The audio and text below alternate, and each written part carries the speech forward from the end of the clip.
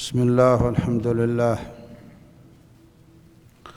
والصلاة والسلام على رسول الله. أسأل الله العظيم رب العرش الكريم بكل اسم هو له، نسأله بأسمائه الحسنى وصفاته العلى. إن الله يغفر لنا ولكم ولوالدينا مغفرة كاملة وتامة.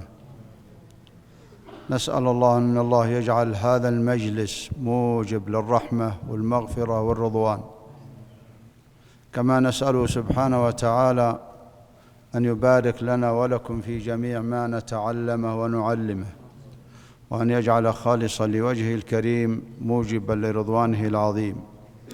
حديثي معكم في هذه الدقائق عن أمرين. أولا نتكلم عن قصة أصحاب الجنة في سورة القلم، وهذا الأمر الأول أيها الكرام، أصحاب الجنة يقول الله: إنا بلوناهم كما بلونا أصحاب الجنة. طبعا الجنة هنا جنتين، جنة الدنيا وجنة الآخرة. فبالنسبة لكفار قريش إن بلوناهم، الخطاب هنا موجه لكفار قريش، اختبرناهم ببعثة نبينا محمد عليه الصلاة والسلام، النعمة المهداة والرحمة المسداة. هذه النعمة العظيمة الله سبحانه وتعالى أكرمهم بها، فانقسموا إلى فريقين: قسم قبل هذه النعمة وقسم كفر. فأما من كفر قابلها بالكفر وقابلها بالتكذيب وبالمخالفة وبالحرب، فالله سبحانه وتعالى حرم جنة رب العالمين. هؤلاء الكفار حرموا أنفسهم من القرآن، وحرموا أنفسهم من عز الدنيا وعز الآخرة، وحرموا أنفسهم من سعادة الدنيا وسعادة الآخرة. حرموا الصلاة، حرموا القرآن، وحرموا صحبة النبي صلى الله عليه وسلم.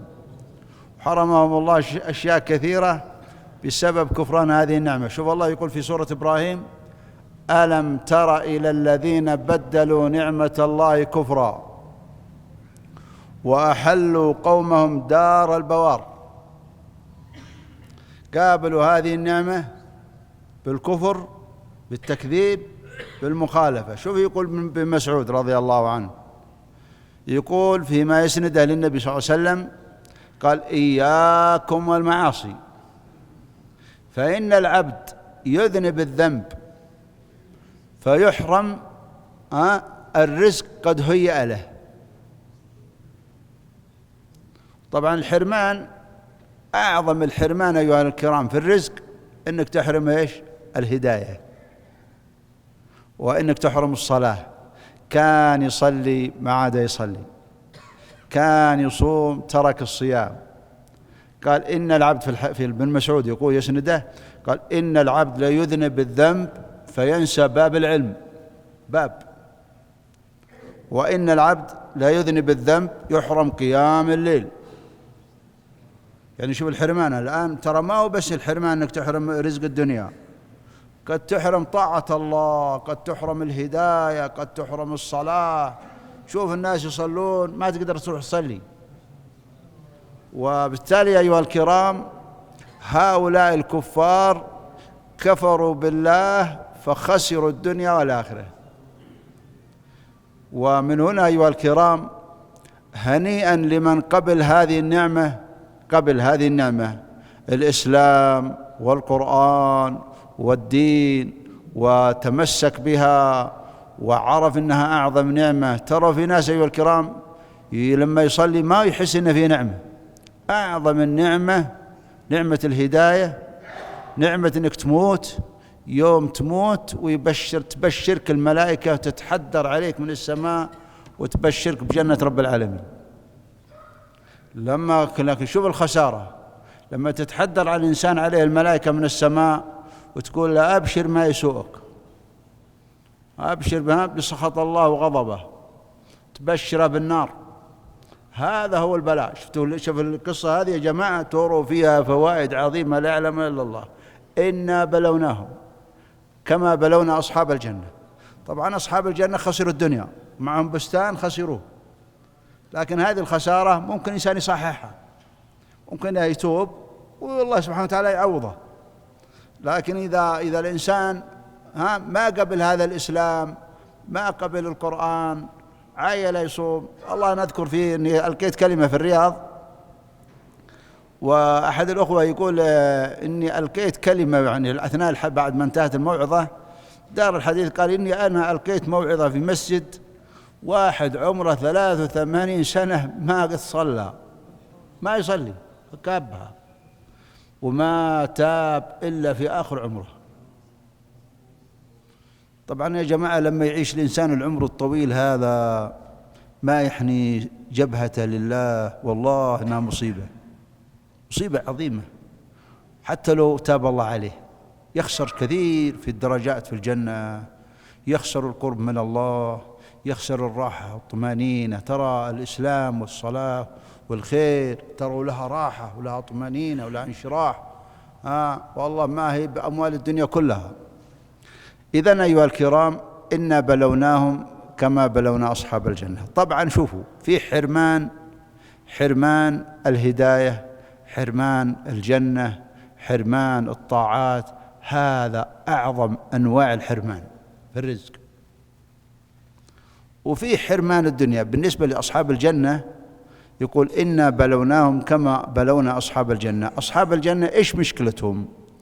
هؤلاء كان لهم أب صالح وكان عنده بستان، والبستان الجنة هذه هي المثمرة، فيها ثمار، فيها فواكه، فيها خيرات، وكان يقسمها 3 أثلاث، ثلث يرده في المزرعة، وثلث لأسرته، وثلث إذا الزائد هذا يتصدق به. لأن الرجل لما قال يا رسول الله أنا عندي درهم، قال تصدق به على نفسك. قال عندي درهم آخر، قال أهلك. قال عندي درهم زائد ثالث، قال فمن شئت أعطى، من شئت، من تريد تشوف أن تعطي أعطى. إذا عندك شيء فاضل عن حاجتك وتريد تصدق به تصدق به، بس ما هو تصدق باللي معك وتروح تدور تشحذ الناس، لا. فالله سبحانه وتعالى هذا الرجل كان يسير فيها بهذه السيرة الحسنة، شيء للمزرعة يرده فيها، وشيء لأهله، والفاضل من الرزق هذا يتصدق مع الفقراء. طبعا أيها الكرام، أولاده قالوا إن أبانا كان أحمق، كيف يعطي المساكين هذول اللي ما يشتغلون؟ وبدأ هم يدخل عليهم الشيطان بسبب الطمع والجشع والبخل، وحلفوا بالله الأيمان المغلظة إن ما يدخلها عليهم مسكين، ولا يعطون صدقة ولا يعطون سائل، وحلفوا بالله سبحانه وتعالى إنهم إيش؟ إنهم ما يتصدقون. طيب الله إيش سوى فيهم؟ ما تبغى تعطي القليل؟ حرمهم الجنة كلها، كما قالوا راح رأس المال وراح الربح وراح حتى الصدقة كلها. ما تبغى تعطي؟ الله يحكمهم من فوق. وأقسموا بالله سبحانه وتعالى، يقول إنا بلوناهم كما بلونا أصحاب الجنة إذ أقسموا ليصرمنها مصبحين ولا يستثنون. كلمة ولا يستثنون فيها قولين، يعني ما قالوا إن شاء الله، وقيل ما قالوا ما استثنوا المساكين. أما كلمة إن شاء الله هذه مهمة جدا في حياتنا. شوفوا في سورة البقرة، في قصة أصحاب البقرة، يقول لولا أن بني إسرائيل قالوا وإنا إن شاء الله لمهتدون ما هداهم الله. هم قاعدوا يسألون موسى عليه السلام ما لونها، إيش عملها، إيش من الأسئلة هذه، لو ما قالوا وإنا إن شاء الله لمهتدون ما هداهم ربي. استثناء هذا مهم جدا. شفتوا أصحاب سد ياجوج وماجوج اللي في ذي القرنين، اللي بناه ذي القرنين، كل يوم يحفرون السد هذا، وحتى إذا كادوا يرون شعاع الشمس قال أميرهم غدا نكمل، ما يستثني. ما يقول إن شاء الله، يقول يأتي اليوم الآخر اليوم الثاني وهو قد رجع السد زي ما كان، رجع يحفرون كل يوم يحفرون إلى أن يأتي الوقت الذي يأذن الله بالخروج، يلهمهم الله يقولون إن شاء الله نكمل غدا إن شاء الله. شفت يا الله إذا أراد يفتح عليك دلك، إذا أراد يفتح عليك دلك، فيقولون غدا نكمل إن شاء الله. لما يقولها يقول يأتون وهو زي ما كان، ترى وينك يا فلان؟ قال والله أنا في المكان الفلاني وأنا جايك الآن، لا بتقول إن شاء الله، لأن جايك إن شاء الله الآن يعني بحول الله وقوته، غدا نكمل إن شاء الله بحول الله. إذا قلت الله بيسددك بعينك. وسبحان الله أيها الكرام، هنا ما استثنوا، حتى أن ابن رجب عليه رحمة الله ذكر أن في بغداد إن فيه رجل في منطقة كذا في نهر دجلة أو الفرات، إن في مكان كذا معقول الواحد يسبح فيه، فقال اللي يقطع المسافة هذه أعطيه جعل كذا. تعرفون أحيانا جالسين على الدكات كذا وكذا تجيهم نغزات كذا، فقال واحد أنا أقطع المسافة هذه، يقول سبح ليه قرب على قرب الشاطئ، يقول هو لقد وصلت لقد وصلت، يقول له واحد على طرف النهر قل إن شاء الله، قال شاء الله ولا ما شاء الله، فابتلعتها الأرض. فأنت من أنت؟ ولا يستثنون، ما يقولون إن شاء الله. إيش حصل لهم؟ احترقت المزرعة كلها وراح كل شيء، بخل بالقليل فراح الكثير، بل راح الكل كله. طبعا في واحد يقول لك إنه دخل سوق في يوم من الأيام، أنا قد ذكرتها في عدة مجالس، إنه راح يبغى يشتري له حمار أكرمكم الله والملائكة، وقالوا له فين ترى؟ قال والله أنا رايح السوق. إيش تبي؟ قال أبغى أشتري حمار. قالوا قل إن شاء الله. قال ليش أقول إن شاء الله؟ الفلوس في جيبه الحمار في السوق. دخل السوق سرقوا سرقوا المبلغ طبعا هو لما انسرق بعدها خلاص كل كلمة يقول إن شاء الله، خلاص طلع قلبه، زي ما قال أخوان المصريين، يقول اللي اتلسع من الشوربة، اللي يشرب المرقة ويحارة ينفخ في الزبادي الزبادي بارد خلاص تقول ينفخ في تعلم ظهر قلبه الآن. أيوة، أسأل الله يرحمنا يا أخوان، الله لا يجعلنا عبرة لغيرنا.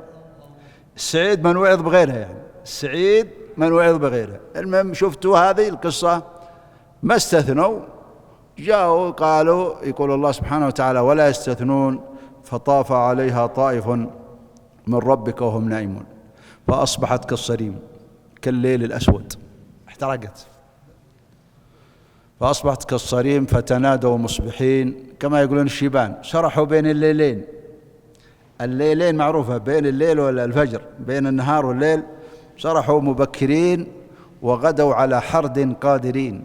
قيل حرد يعني على حقد وحسد، حاسدين وحاقدين. وقيل المراد حرد، الحرد هنا على جد ونشاط وقوة. تعرف اللي يسرح في الفجر كيف نشطان وكذا، وغدوا على حرد قادرين يعني نشيطين وقادرين على ما يريدونه من حرمان المساكين. فلما رأوها قالوا إنا لضالون، قالوا والله يمكن أخطينا الطريق، هذه ما هي مزرعتنا، كانت جميلة ترى في المساء لما تجيه المزرعة هي على وشك الحصاد، لها منظر ولها رونق، راح جمالها، أصبحت قالوا يمكن أخطينا الطريق. فقالوا لا والله ما أخطينا الطريق، إنا لضالون بل نحن إلا نحن محرومون. حرمهم الله رأس المال والربح وحتى الصدقة اللي كانوا يبغى يصدق بابوهم راحت كلها. أقبل بعضهم على بعض إيش؟ يتلاومون. أي ناس يجتمعون على معصية ويحصل لهم مشكلة لابد يرجع يلوم بعضهم بعض في أي زمان ومكان. والله إنك السبب، قال لا والله إنك أنت السبب، أنا قد قلت لك يا ابن الحلال، شفتوا هي كذا. أقبل بعضهم على بعض يتلاومون في أي شيء، حتى لما واحد يقول ترى الطريق من هنا، قال لا والله الطريق من هنا، إذا أخطأوا يبدأ كل واحد يلوم الآخر. سبحان الله، إذا تعبوا أقبل بعضهم على بعض يتلاومون.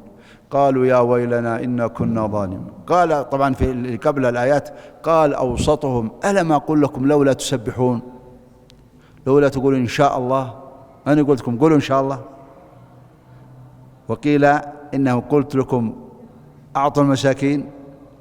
حتى في قصة يوسف عليه السلام قالوا اقتلوا يوسف، قالوا القوه في غيابة إيش؟ في خيرهم. أوسطهم دائما هو قال أوسطهم، قال أفضلهم وخيرهم. كذلك جعلناكم أمة وسطا، أي عدولا، أفضل الأمم، خير الأمم، أفضل الأمم، أعدل الأمم. هذه الأمة الوسط هو الخير، هو الأفضل، هو العدل. ولهذا الأمة هذه تأتي شاهدة على الأمم يوم القيامة. ليش؟ لأنهم عدول. وكذلك جعلناكم أمة وسطا، أي خيارا وعدولا وأفضل الأمم، كنتم خير أمة أخرجت للناس. سبحان الله أيها الكرام. قال أوسطهم لولا تسبحون، قالوا سبحان ربنا إنا كنا ظالمين، إنا كنا طاغين. يقول كذلك العذاب. طبعا هذا عذاب دنيا، هم فعلا خسروا الجنة، لكن عندهم فرصة التصحيح. من تاب الله عليه وبيعوضه ربي.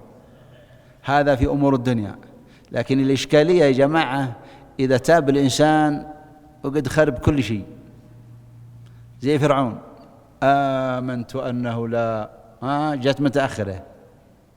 جاءت متأخرة بعد فوات الأوان. الآن وقد عصيت قبل وكنت من المفسدين. الشاهد من هذا أيها الكرام، هذا تعليقنا على هذه القصة، وفيها فوائد. إن الإنسان إذا منع الزكاة أو كان بخيل أو طماع أو حصل كذا، إن الله سبحانه وتعالى كما يقولون الطمع يزيل ما جمع. طمع يزيل. لا تطمع، لا تبخل.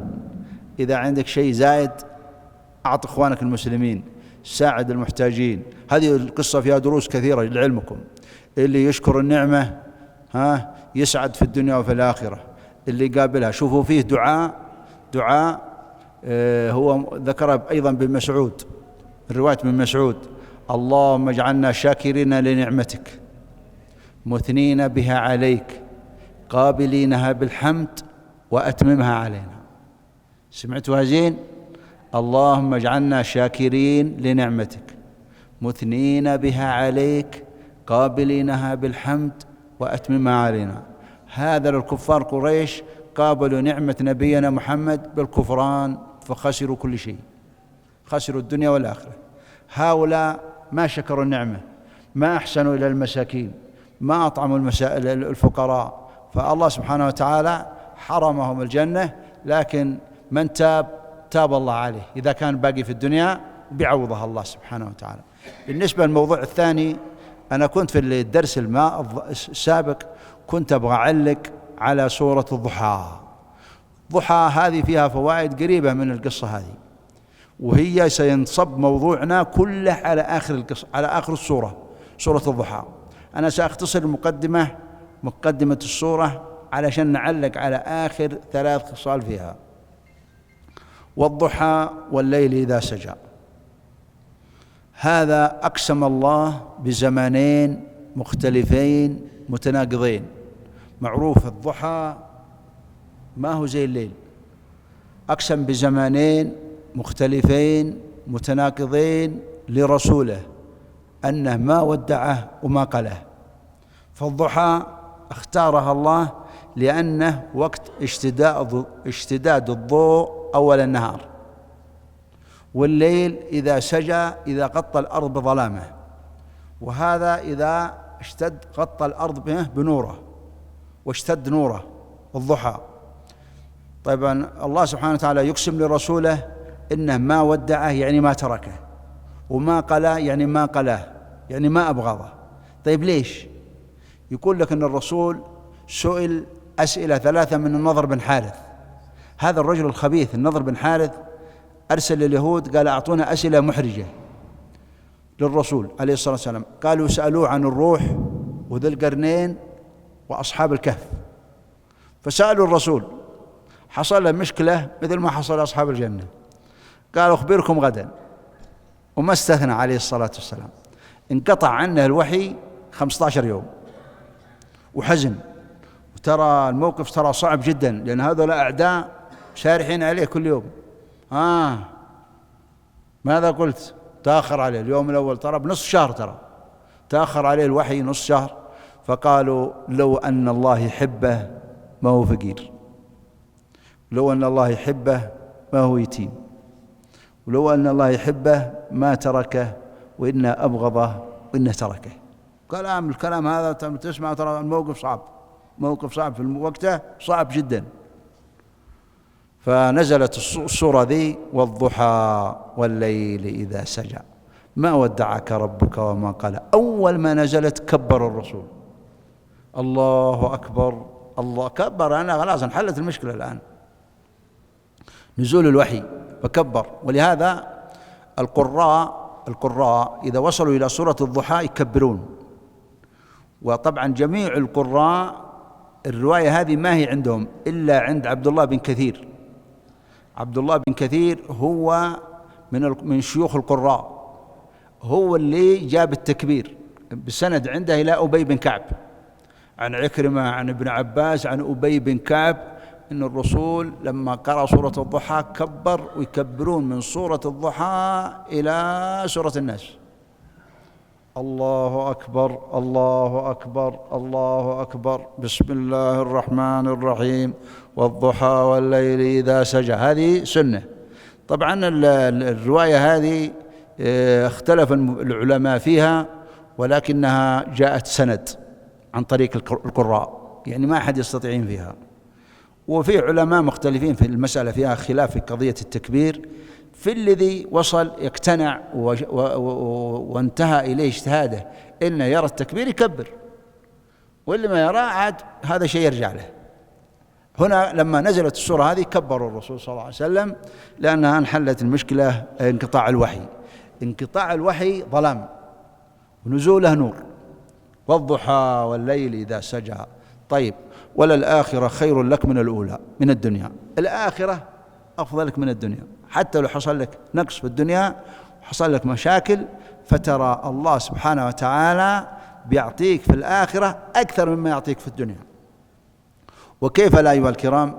كان الرسول من أزهد الناس في الدنيا، كان ينام على الحصير يأثر بجنبه، ما ينام على اسفنجة ولا على فرش يعني وثيرة وفخمة، إنما كان ينام على الحصير أثر في جنبه. كان أغلب طعامه التمر والماء عليه الصلاة والسلام. كان النبي صلى الله عليه وسلم يسكن في حجرات، لما يقول حسن يقول إذا رفع يده تقع يده في السقف، وإذا امتد في الأرض من الجدار إلى الجدار تقع رجله راسه عند الجدار الأول والآخر في الطرف الآخر، وإذا سجد يغمز رجل عائشة تكف عشان يسجد، فكان ضيق. ولو تهزه يقول لو هزيت الخوص هذا يسقط. يسكن في بيوت، لكن تعالوا شوفوا بيوتنا الآن، الله يرحم حالنا يا إخوان. أيوة، الله يرحم حالنا. النبي صلى الله عليه وسلم باختصار كان من أزهد الناس في الدنيا. وللآخرة خير لك من الأولى ولسوف يعطيك ربك فترضى. طبعا ما يرضى الدنيا. عرضت قال تبغى بطحة مكة ذهب، تبغى جبالها ذهب، قال لا، أشبع يوم وأجوع يوم، إذا شبعت شكرت وإذا جعت صبرت. فكان النبي صلى الله عليه وسلم ركب على المطيتين، كان فقيرا صابرا وكان غنيا شاكرا. غني شاكر وفقير وصابر، جمع الله له المطيتين ونجح فيها. والله سبحانه وتعالى طبعا يعطيك ولسوف يعطيك ربك فترضى من الأجر العظيم ومن انتصار هذا الدين. قال رأيت ما يبلغ ملك أمتي كفرا كفر، يعني سيبلغ هذا الدين ما بلغ الليل والنهار. هذا الدين ينتشر في الأقطار. هو النبي صلى الله عليه وسلم مات ولا زال الإسلام في جزيرة العرب، وشوف الآن في كل القارات الإسلام منتشر، حتى في سيبيريا هناك مناطق الثلج. وبلغ الدين ما بلغ الليل والنهار، وأعطاه الله القرآن خير من الدنيا، أعطاه النبوة ولسوف يعطيك، وفي الآخرة أعطاه المقام المحمود، هو اللي يشفع لجميع الخلق، هو اللي يشفع لأمته، هو أول من يفتح له باب الجنة، هو صاحب الوسيلة الدرجة العالية في الجنة عليه الصلاة والسلام. وفوق هذا كله ذكره قال: كيف يدعك ربك وكيف يقلاك؟ ألم يجدك يتيم فآواك؟ مات أبوك وأمك حامل بك، ماتت أمك وعمرك 6 سنوات، كفلك جدك عبد المطلب وكان يؤثرك على غيره على غيرك، وكان النبي صلى الله عليه وسلم مات جده كفل أبو طالب، آواه الله وآوى به، كان الناس يذهبون إليه، كان يحل مشاكل الناس، فكان يتيم آواه الله وآوى به. هذا واحد. الثانية: وجدك ضال فهدى، يعني ما عندك علم، ما عندك علم. كان عنده علم قبل نزول القرآن، قبل نزول الوحي ما عنده شيء. جاء جبريل في غار حراء وقال له اقرأ، قال ما أقرأ، أنا لا أعرف لا أقرأ ولا أكتب، ما كنت تتلو من قبلي من كتاب ولا تخط، ما يقرأ. قال ماني بقارئ، يعني أنا ما أعرف أقرأ. قال اقرأ إلى أن قال اقرأ باسم ربك الذي خلق، فعلمها الله سبحانه وتعالى. يقول الله: وأنزل الله عليك الكتاب والحكمة، أنزل وعلمك ما لم تكن تعلم، ما كنت تدري ما الكتاب ولا الإيمان، وجدك ضالا فعلم الرسول وعلم، واهتدى وهدى الله به، وجدك ضالا وهدى الناس واهتدى عليه على يديه الخلق. وشوف كم الآن من المسلمين منذ أن بعث إلى أن يرث الله الأرض يوم ومن عليها. وقال النبي صلى الله عليه وسلم: أرجو لما عرضت عليه الأمم وعرض الأنبياء ويأتي النبي معه الرجلان، إلى أن قال: وإني لأرجو الله أن أكون أكثرهم تبعا يوم القيامة، يعني أتباع. وقال: تزوجوا الودود فإني مباهي ومكاثر بكم الأمم يوم القيامة. يتزوجوا، يجون أولاد كثير علشان يباهي بكم الأمم. ولهذا ترى العزوف عن الزواج هذا مشكلة. وعلى كل حال الله سبحانه وتعالى وجده ضال علمه، وعلم واهتدى وهدى الله به، فتح الله به قلوب غلف، أذان صم، أعين عمي، وفتح الله به والقلوب، فتح الله بها البلدان. وفوق هذا كله ووجدك عائلا فاغنى، ما مع شيء، أصبح هو اللي يقسم الغنائم. لما وقف في حنين في غزوة الطائف ما كان فقير، كان يعطي وادي من الغنم. شوف، كان فقير في البداية، وكان يربط على بطن الحجر من الجوع. وشوف كيف دارت الأيام وجاءت الغنائم: وجعل رزقي تحت ظل رمحي. طيب الآن هو يعدد عليه النعم، شفت كيف؟ طيب هو يقول قابل النعم بالشكر. قال: فأما اليتيم فلا تقهر.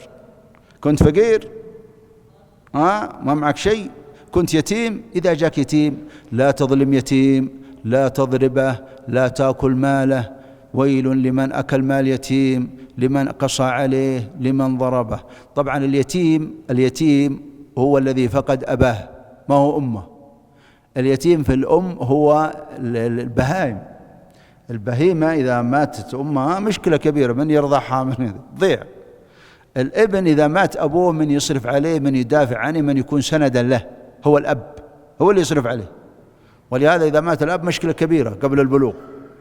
فهذا اليتم قال: وجدك يتيم فآوى. شوفوا في درس مهم الكلام هذا، ما هو بس نقراها كذا. يعني إذا أنت مثلا ما عندك شيء، ما عندك الآن شيء، دارت الأيام ما كان معك بيت، أصبح معك بيت. أنت يوم من الأيام ما معك بيت، الآن معك بيت ولا لا؟ ما كان معك زوجة، معك زوجة. ما معك أولاد، أصبح معك أولاد. كنت محتاج، قد غني. عندك ما كان معك أموال، أصبح معك أموال، تغير حالك. شوفوا يا جماعة قصة الثلاثة: الأقرع، الأبرص، الأعمى. ثلاثة: الأقرع الأبرص الأعمى، ترى كل واحد كان عنده آفة وعاهة، فجاءهم ملك قال له إيش تبغى؟ فقال أعمى الله أبغاه يرد بصري، وقال أبرص قال يبغى يذهب عن البرص، وقال أقرع يذهب عن القرع. إيش تبغى من المال؟ واحد اختار البقر، واحد اختار الغنم، واحد اختار الإبل. دارت الأيام، أصبح مع كل واحد وادي، اللي مع وادي غنم واللي وادي إبل وادي بقر. جاءهم الملك في صورة فقير، الآن يمتحنك كيف تقابل النعمة، تقابلها بالشكر ولا لا؟ شوفوا اللي مريض واللي فقير، مريض وفقير. ترى في ناس يا جماعة ينسى يوم من الأيام أنه كان مريض، ينسى يوم من الأيام أنه كان فقير، ينسى يوم من الأيام أنه كان محتاج. جاء ملك الموت في صورة مسكين، ما هو ملك الموت، صورة ملك، الملك اللي جاهم رجع لهم مرة ثانية بعد ما أغناهم الله وبعد ما راح المرض وقدهم مغتنين. جاءهم قال أنا مسكين وعابر سبيل، أبغاكم تعطوني شيء مما أعطاكم الله. فبالنسبة اللي نجح في الشغلة هذه الأعمى هو اللي نجح. أما الأبرص والأقرع قابلوا النعمة بالنكران، أنكروها. فقال الأقرع والأبرص كان مسكين، قالوا ما عندنا شيء. كأنك كنت مريض، قال لا كنت مريض ولا شيء. كنت فقير، ماني لا فقير ولا مريض. قال طيب والمال هذا اللي عندك؟ قال أنا ورثته كابر عن كابر. ترى في ناس كان ما يجد والله حتى عشاء الليل، والآن ما عاد تقدر تكح قدامه، والله ما تقدر، يعني خلاص يشوفك كذا يطالع لك بنظرة كذا كأنه سبحان الله. فهم أنكروا إنهم مرضانين، أنكروا إنهم فقرانين، وإنهم ورثوا المال هذا كابر عن كابر. قال لهم الملك إن كنت كاذب فصيرك الله إلى ما كنت. وصل للأعمى قال له أنا مسكين عابر سبيل أريد شيء أتبلغ به. قال والله أنا كنت أعمى فرد الله بصري. شفت كيف؟ أما اليتيمة فلا تقهر، أما السائلة فلا تنهر، أما بنعمة ربك فحدث، اشكرها، اذكرها، تحدث بها.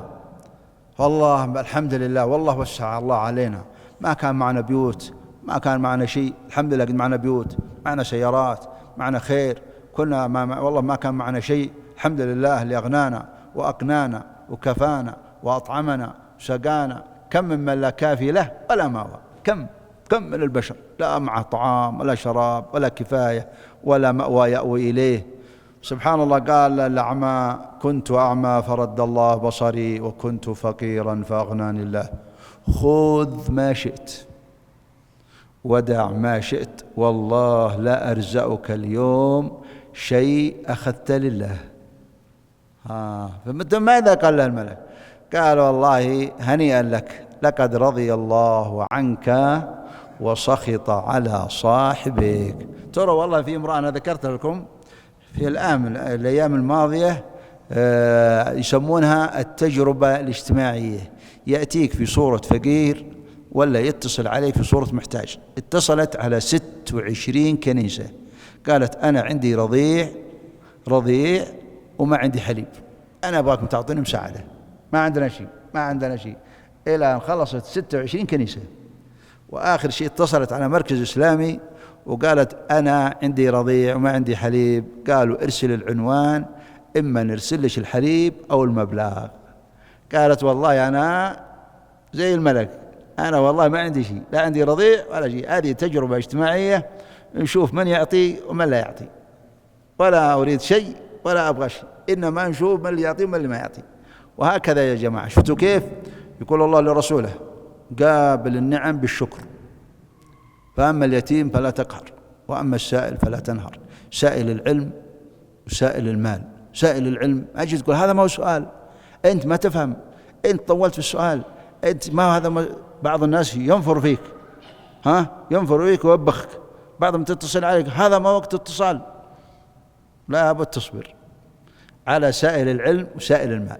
وأما بنعمة ربك حدث، معك خير خلا يظهر عليك وقل الحمد لله والله ما كان معنا شيء. شوف كيف قال الرسول أنا سيد ولد آدم ولا فخر. أخبار لا افتخار. أنا أول من تنشق عنه الأرض، أنا أول من يفيق يوم القيامة، هو أول من يفتح باب الجنة، هو صاحب لواء الحمد، هو يذكر نعم الدين والدنيا. هذه السورة تعالج القضايا هذه اللي سمعتموها الله، ولهذا يقول لك اللهم اجعلنا شاكرين لنعمتك مثنين بها عليك قابلينها بالحمد وأتممها علينا، تذكرها تشكرها وتتحدث بها. أسأل الله أن يجعلنا وإياكم من الشاكرين. اللهم إنا نسألك يا ذا الجلال والإكرام أن ترحم ضعفنا وتجبر كسرنا وتتولى أمرنا، يا عظيم المن، يا كريم الصفح، يا واسع المغفرة، يا حسن التجاوز. نسألك في هذه الساعة المباركة وأنت أكرم من سئل وأرأف من ملك وأجود من أعطى، نسألك يا حي يا قيوم، نسألك يا ذا الجلال والإكرام في هذه الساعة المباركة أن تغفر لنا ولأزواجنا ولذرياتنا ولأزواج ذرياتنا وذرياتهم ووالدينا وإخواننا وأخواتنا وأزواجهم وذرياتهم وجميع المسلمين. اغفر لنا ولهم جميعا كل ذنب أحياء وأمواتا. اللهم فرج عنا وعنهم كل كرب، اجعل خير أعمارنا أواخرها وخير أعمالنا خواتمها وخير أيامنا يوم نلقاك. اللهم بارك لنا في بقية هذا الشهر وبلغنا رمضان وبلغنا إياه بعفوك ومعافاتك، واجعلنا من صوامه وقوامه. أعنا في رمضان على الصيام والقيام وسائر أعمال البر. اللهم بارك لنا في بقية هذا الشهر والأشهر القادمة وفي شهر رمضان، بارك لنا فيها جميعا.